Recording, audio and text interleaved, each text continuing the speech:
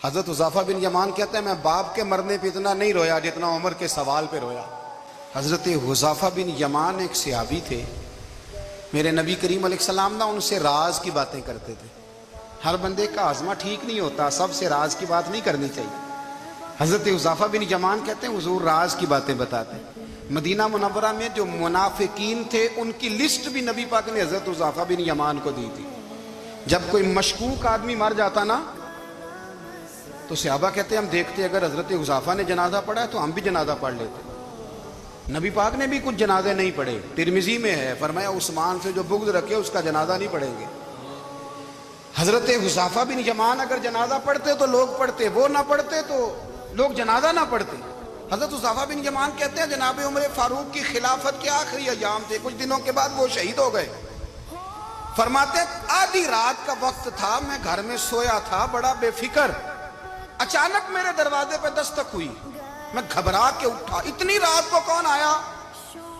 کہتے ہیں قربان جاؤں، دروازے پہ گیا تو امیر المومنین فاروق اعظم دروازے پہ۔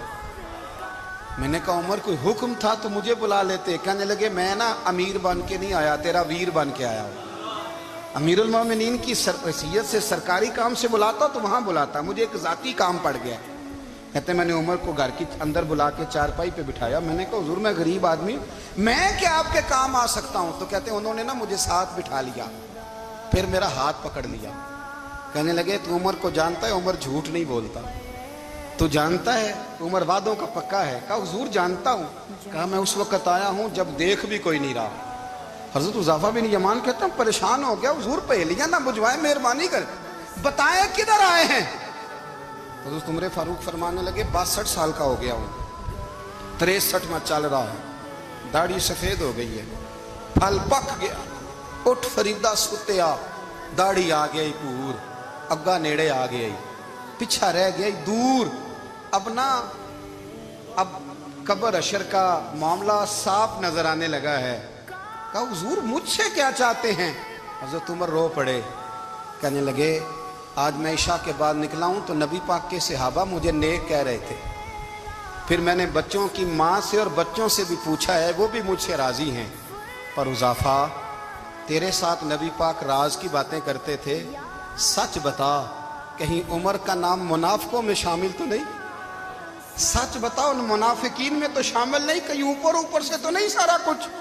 حضرت حذیفہ بن یمان کہتے ہیں میں باپ کے مرنے پہ اتنا نہیں رویا جتنا عمر کے سوال پہ رویا۔ میں قدموں میں بیٹھ گیا، میں نے کہا نہیں عمر یہ تو میں نے نہیں سنا، لیکن یہ میں نے نبی پاک سے ضرور سنا ہے کہ میرے بعد اگر کوئی نبی ہوتا تو عمر ابن خطاب ہوتا۔ یہ میں نے اپنے کانوں سے سنا ہے کہ عمر جس گلی سے گزرے شیطان رستہ بدل جاتا ہے۔ یہ میں نے اپنے کانوں سے سنا ہے کہ 950 سال حضرت جبریل جناب عمر کی شان بیان کریں تو پھر بھی بیان نہیں ہو سکتا۔ یہ میں نے ضرور سنا۔